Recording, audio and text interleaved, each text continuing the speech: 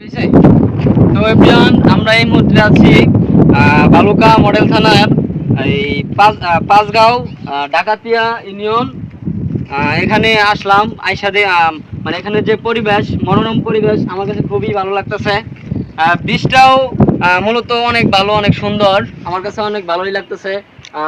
সাথে ভাই বাদার আছে, তাদেরকে নিয়ে আসছি, তো তাদেরও অনেক ভালো লাগতেছে।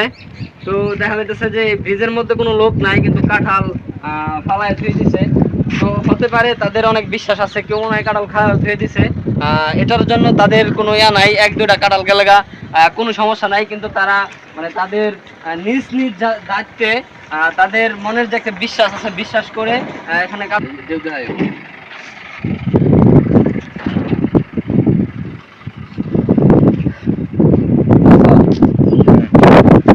তো সাথে কিন্তু আমাদের যে মল্লিকবাড়ি যে বড় ব্রিজ বলে, ওইটা আসলে কাছাকাছি, কিন্তু হয়তো একটু সেদিকে দেখা হতো, দেখি একটু জমিন করো। হ্যাঁ, ওই যে দেখাই যাচ্ছে পাশাপাশি যে ব্রিজটা আর কি।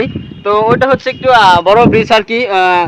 ওইটা তো মনে হয় আমার যে ফ্রেন্ড আছে প্রায় এখানে আপনারা আসছেন, কিন্তু এই যে পাঁচগাঁও যে ব্রিজটা আছেন, ডাকাতিয়া ইউনিয়ন যাইতে যে ব্রিজটা পাঁচগাঁও যাইতে, এই ব্রিজের মধ্যে আমার ফ্রেন্ড ফলোয়ার খুবই কম আসছেন।